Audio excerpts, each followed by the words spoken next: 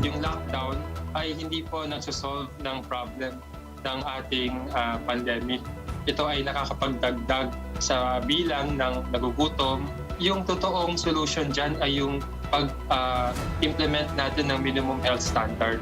Ayon po sa data natin ay gumagana ito at gumagamit tayo ng granular lockdown ay yung kaso ng COVID ay bumababa at bumabalik yung ating trabaho. Ang kailangan po natin gawin ngayon, i-expand ito, expand the pilot at matuto po tayo sa ating experiences. That was Socioeconomic Planning Secretary Carl Chua making the case for the expansion of the alert level system beyond Metro Manila. The pilot implementation of the said scheme in the capital expires tonight, and residents are still clueless as to what the next level might be. Metro Manila mayors are split, with some backing an extension of level 4 to ensure a downward trend in infections. But business groups and economic managers support a possible easing to level 3 as we usher in a consumer-driven fourth quarter. Good evening, I'm Gretchen Ho. And I'm Robbie Alampay. You're watching The Big Story. 4, 3, still a guessing game at this point whether NCR will stay in alert level 4 or move down one notch by tomorrow. There's still no consensus, though, over how to move forward. And mobile journalist Pamela Vasquez has the front seat to that big story.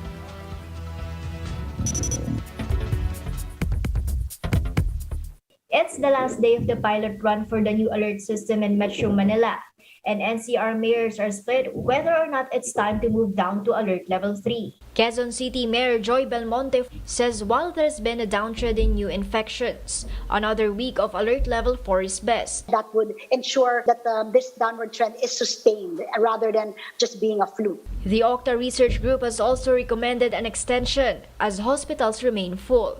On the other hand, Mandaluyong, Marikina, and Navotas have all said they're ready for more relaxed rules. Alam ko po, ang mga MMDA mayors ay nagsuhestyon na ibaba sa level 3 at suportado po natin yan, pero ang decision po ay magiging decision ng DOH. Since September 16, Metro Manila has been the testing ground for the 4-level alert system. While some barangays were put under strict granular lockdown, businesses in low-risk areas had been allowed to slowly reopen. NEDA Secretary Carl Chua says it's time to expand the system to other cities and regions. Yung kaso ng COVID ay bumababa at bumabalik yung ating trabaho. Ang kailangan po natin gawin ngayon, expand the pilot kasi hindi talaga pwedeng bumalik sa whole country or whole region lockdown. Meanwhile, Bloomberg's latest resilience ranking put the Philippines at the bottom, making it the worst place to be during the pandemic among 53 countries. Bloomberg said the Philippines faces the perfect storm, a Delta surge coupled with inadequate testing. Roque admitted the prolonged lockdowns have hurt the economy, but also blamed the distribution of vaccines worldwide. Sinolo po ng mga mayayamang bansa yung bakuna, kaya nga po medyo mas nauna yung mga developed countries na magbukas ng ekonomiya. Various business groups have also been lobbying for a lower alert level beginning October, the start of the important fourth quarter period. Trade Secretary Ramon Lopez said some 76 to 80,000 businesses remain closed under level 4. Mobile journalist Pamela Vasquez, We Are One News. With no decision yet from the Health Department, let's get a sense of the preference of Metro Manila mayors. We have on the show MMDA General Manager Jojo Garcia. GM Garcia, welcome to The Big Story, sir. Hi, good evening, Sir Robby. Good evening to everyone, to all watching there. Magandang gabi pa. Sir, whether we were calling it ECQ or GCQ, now alert level 3 or 4 or kung anumang numero, we're back to the same dilemma. Now, we did hear from Quezon City Mayor Joy Belmonte. She said what she would prefer. She said she would prefer to keep it this way para yung downward trend will continue. Where do the rest of the LGUs in Metro Manila stand? From how you appreciate it? Actually, we had the meeting last Sunday with the mayors. Then we also have our Viber group. Ang sa kanila lang, sabi nga ni Chairman Benar, naglabas ng press statement na we defer to the wisdom of the IETF. Kasi we need to balance the economy and health. The good thing is, the data no, right now is going down, really going down. No? But yung utilization natin ng hospital is still the same, mataas, no? Medyo puno pa rin. So kailangan natin i-balance yan eh. Then ang DOH nag-report din, one of the reasons siguro na bumababa kasi kumukonting testing natin kasi dati puro PCR test tayo, right now puro antigen. No? So we need to report also to DOH yung mga antigen natin na ginagawa. No? So kanina nagkaroon ng ITF meeting, I was there, no? But of course I cannot say kung ano yung napag-usapan doon. But definitely, it will be balanced. No? We trust the wisdom of the ITF, the health experts. No? Napaka-importante niyan. Napakinggan natin ng health expert. At the same time, ang NEDA rin, no? Sabi nga ni Secretary Carl Chua, yung ekonomiya kailangan buksan unti-unti, pero yung safe. No? So magkakaroon ng development yan, hopefully magkaroon ng announcement si Spoke Sari. Pero whatever it is, the Metro Manila mayors are ready, whatever it is, and we will follow and we trust the wisdom of the IATF. Well, speaking of the wisdom of the IATF, and as you said, kahit ano mangyari, balance yan. Ano po ibig sabihin nun? Ay, bukod sa just declaring either alert level 3 or alert level 4, saan po ba tayo pwedeng maglaro? What are some details where the LGUs and the IATF have some wiggle or negotiating room to strike that balance? Yeah, kasi yung alert level 3 compared to 4, talagang madami ng open. No? Madami ng open. Yung mga yung mga meetings, yung mga indoor, madami ng capacity yan. Ano? So maybe pwedeng alert level 4, no? Kasi nga yung status ng ating hospitals. At the same time, pwede tayo magdagdag ng konti. No? For example, sa dining, no? Pwede magdagdag tayo sa outdoor or alam naman natin, ang ruling ata ngayon sa alert level 4, dito sa pilot natin sa NCR, yung nakabakuna, 10% ang allowed no, sa indoor dining. So pwede siguro dagdagan yan. So meaning, calibrated dapat eh. There's some activities na pwede nating dagdagan ng konti when they say it's safe. And the only, I think the only group that can say it's safe is the health department. Of course, the economic team, gusto niyan mag-open eh. Kasi para magkatrabaho, kami na nagugutom. Pero kailangan yan, i-manage din ng health department. Kung ano yung safest no, na pwede nating ibigay na pagbubukas. Okay, Mr. Garcia, maraming salamat po. That was MMDA General Manager Jojo Garcia. Thank you, sir. As proof of how lockdowns affect the economy, unemployment reached new highs in August in the thick of restrictions meant to suppress the Delta variant. Tonight's big number is 8.1%. That is the unemployment rate in August, the highest yet since April this year. This translates to around 3.88 million Filipinos who were either unemployed or out of business. It's also much higher than the 6.9% reported in July. ECQ was implemented both in April and August. These are the other big stories tonight. Isang Bayan picks Vice President Leni Robredo as its presidential candidate for 2022, but Robredo remains undecided. And should she decline, the opposition coalition would have to reconvene. It's all systems go for the filing of certificates of candidacy tomorrow. The COMELEC assures that it will not be a super spreader event. And it's finally out. Coldplay and BTS have dropped the video for their collaboration, My Universe. The futuristic video already raked in millions of views just hours after release. These big stories after the break.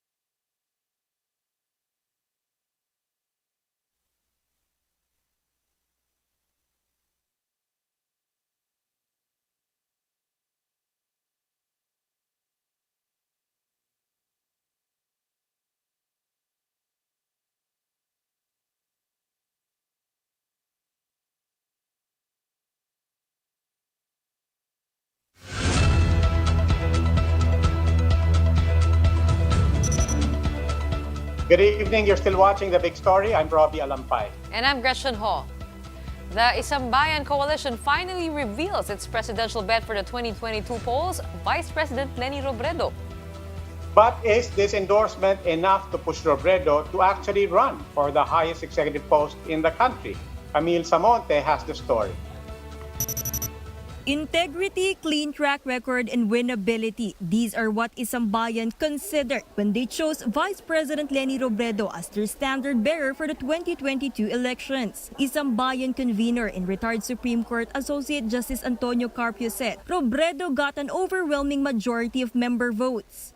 We therefore ask VP Leni to accept our endorsement to lead the Filipino people in these difficult times in our history.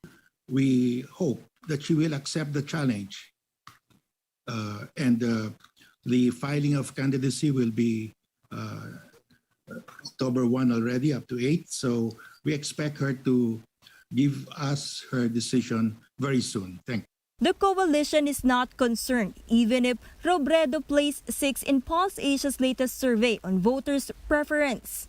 Pag dinala po natin sa numero ng survey, pwede ho si Sara, pero hindi naman survey ho ang magpapanalo sa eleksyon sa Mayo 2022. Kung hindi, ang katangian ng isang leader. While thankful for the nomination, Robredo remains undecided if she will run for president. She again asked for prayers to come up with a decision that will best serve the country. Isang Bayan, however, is confident a rejection from Robredo is far-fetched. As for her possible running mate, former Senator Antonio Trillanes leads their survey. But they have yet to decide and consult Robredo on her VP and senatorial slate. For a political analyst, the delay may very well be a tactic. Do this on purpose, perhaps to generate some suspense on the part of their followers, or maybe to deny their potential foes and opponents, an opportunity to hit at them this early. I mean, that's a possible consideration. But from all I have read and from even her body language and facial expressions when she's on television, I think she is preparing to run. Carpio said unity talks will also continue, even if non-admin bets like Manila Mayor Isko Moreno and Senators Manny Pacquiao and Ping Lacson have already announced their presidential bid. For News 5, Camille Samonte, we are One News. Majority of Filipinos are content with Philippine presidents serving a single 6-year term. That's according to a social weather station survey last June. 75% of the 1,200 respondents agreed with the term limit imposed by the 1987 Constitution. 11% disagreed though, while 14% were undecided. And those who disagree prefer that presidents serve for an average of 2.1 terms, with each term lasting an average of 7.1 years. The Commission on Elections is all set for day 1 of the filing of certificates of candidacy tomorrow. A look at their preparations in JC Cosico's report. A day before the filing of certificates of candidacy, police personnel conducted a simulation exercise at the CCP complex. They also geared up for possible protest actions. Actually, bawal po, no? Pero ano pa nga ba nang magagawa natin pag nandyan na sila? Okay? We will just exercise maximum tolerance. The NCR Police Office said around 3,000 uniformed personnel will be deployed in the vicinity of Sofitel, the venue for COC filing. No security threat has been monitored so far. Number 1 priority po dyan, they should be fully vaccinated. Pangalawa, yung latest RT-PCR. Sofitel will be declared a no-fly, no-fishing zone starting midnight. A red carpet and LED screens were already placed outside the Harbor Garden tent in Sofitel. An area for antigen testing is also being prepared since candidates are required to present negative COVID-19 test results. The COC filing area, meanwhile, is divided into 3 sections. 1 for presidential and vice presidential aspirants, and 2 more for senatorials and party list candidates. The COMELEC says those vying for the two top posts may bring up to 3 companions. Senatoriables may be accompanied by 2 individuals, while only 1 is allowed for party lists. The rule applies even to President Duterte and Vice President Robredo. We will be coordinating with the PSG, Presidential Security Guard, to make sure that when they come, that we will integrate the PSG into our security preparations.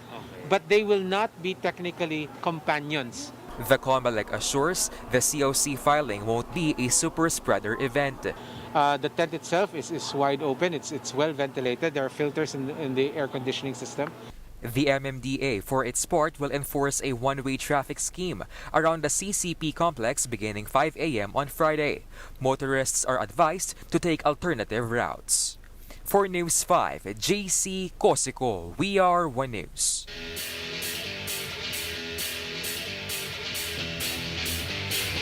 For the big story in sports, Gilas Pilipinas women wrapped up the group phase of their FIBA Women's Asia Cup campaign winless. They succumbed to Chinese Taipei last night 93-52. And the Gilas ladies were no match for Chinese Taipei's hot shooting throughout the contest. Afril Bernardino poured in 24 points and 14 rebounds, but this was not enough to carry the team. After a winless group phase campaign, Gilas women will shoot for the next possible prize against India. The two will face off on Saturday in a vital relegation match to retain a Division A standing. In the PBA, the San Miguel Beermen moves on to the semifinals after ousting a feisty Northport Batang Pier squad in Game 2 of their best-of-3 quarterfinals 100-95. Relying on their championship poise, the Beermen shrugged off every comeback attempt the Batang Pier hoisted, keeping their opponents at bay to take the 2-0 series win. San Miguel will face the number 1 seed TNT Tropang Giga next. In the second game, the Magnolia Hotshots will also move on to the semifinals after sweeping the rain or shine Elaso Painters in Game 2 of their best-of-3 series 96-86. Paul Lee led the charge for Magnolia with 24 points and 3 assists, while Calvin Abueva carved out 20 points and 19 rebounds. The Hotshots now await the winner of the do-or-die quarterfinal between Meralco and NLEX. Time for another quick break. When we return, discussions get heated once again as the Senate resumes its hearing on the use of pandemic funds. Formerly Executive Crizel Mago remains a no-show. More than 1 million tuned in as the Coldplay and BTS dropped the galactic music video for My Universe. A look at that futuristic video right after the break. When I'm without you, I'm crazy. 자, 어서 내 손을 잡아. We are made of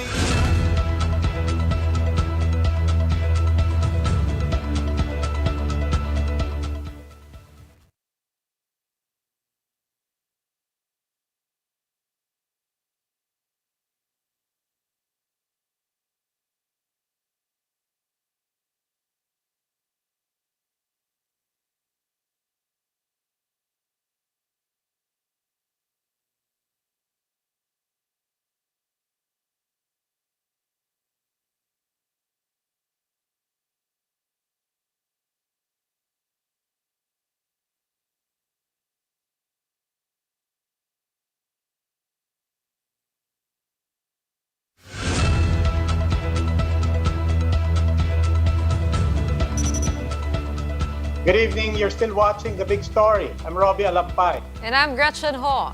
Emotions ran high as the Senate resumed its hearing on the government's use of pandemic funds. But while the word war continues between senators and those linked to Parmali, one of the pharmaceutical executives, Crizel Mago, remains a no-show. Mayan Los Baños with the details. Mr. Lau, hindi ka ba nalulula na nabibigay ka ng kontrata? Isang kumpanya na napakaliit ng kapital. Yan ang hindi ko namin maintindihan sa iyo.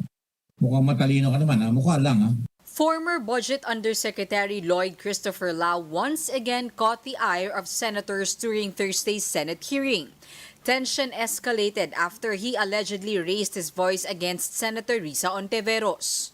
I'm asking a simple question and you're saying in a very sarcastic way na natanong na. Tinatanong kita, nag-isip ka na matagal, tapos ang lusot mo, sasabihin mo, eto, sinagot ko na yan. Ano sinagot mo? Senator Kiko Pangilinan meanwhile slammed Lau for smirking during questioning. They got into a heated exchange over the purchase of allegedly overpriced medical supplies.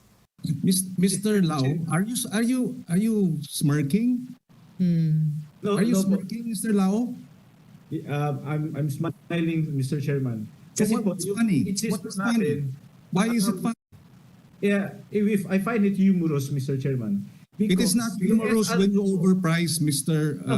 Lau. It is not humorous when people are dying because of substandard materials. As for Senator Franklin Drilon, he once again grilled Formalist outsourced accountant Iluminada Cebial over the company's financial statements. When asked for the deed of donations for the 33 million pesos Formally gave government institutions in 2020, Cebial said she did not receive a copy. Meanwhile, Formally official Crizel Mago was a no-show in today's hearing. Because of this, Gordon requested that the Senate Sergeant-at-Arms locate Mago. Mago admitted in the past hearing how Formally swindled government by selling substandard face shields. Meanwhile, in a letter written by Formally's Director Lincoln Ong and Attorney Ferdinand Topacio, Ong asked to be excused as he will no longer attend the panel's subsequent hearings. However, since Ong is still under the custody of the Senate Sergeant-at-Arms and retired General Rene Samonte maintained that Ong must appear before the committee. Samonte said Ong was hesitant at first but later on agreed to appear before the committee. Reporting for News 5, Mean Los Baños, we are One News. Stroke remains the leading cause of death among Filipinos amid the COVID-19 pandemic. But what are the steps that we can take to prevent it? Mobile journalist Julie Baiza takes us to the front seat of the story.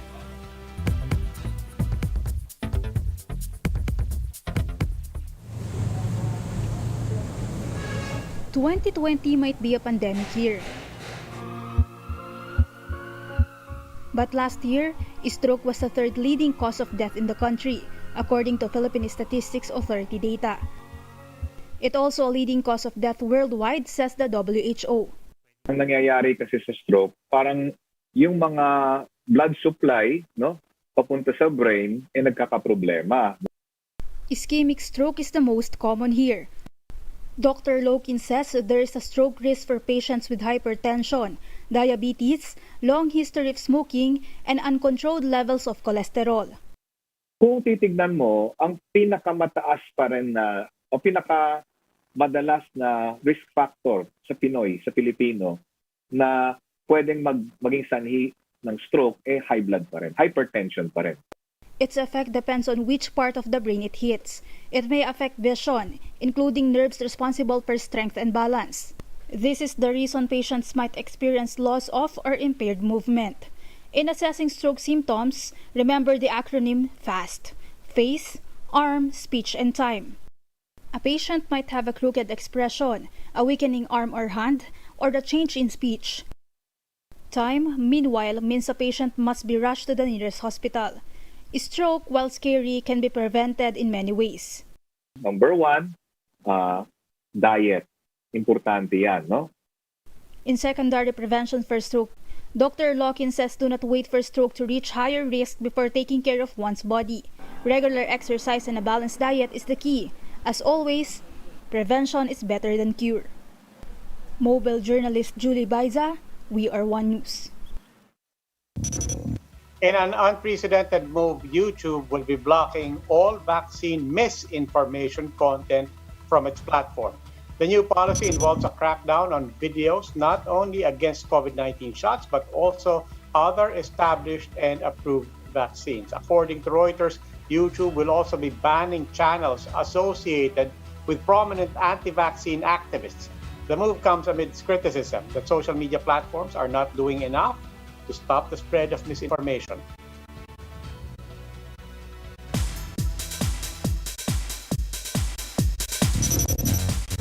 It's a great day for Britney Spears, and it's a great day for justice.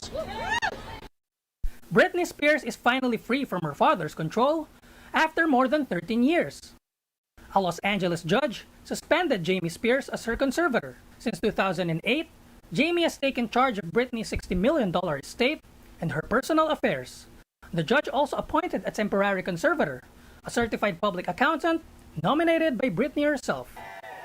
A hearing is set on November 12 to determine whether to terminate the conservatorship altogether. But it's just only the beginning.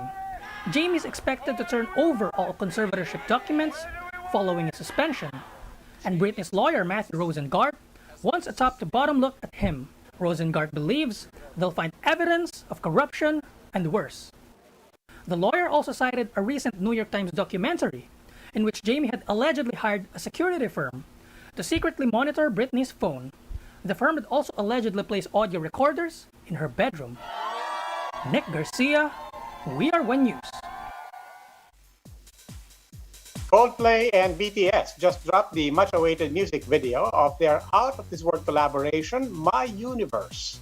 Over 1 million ARMY and Coldplayers tuned in during the music video's premiere. In the video, the two groups explore a distant galaxy where music is forbidden. Coldplay and BTS, as well as some aliens, join forces to show celestial authorities that they cannot be silenced.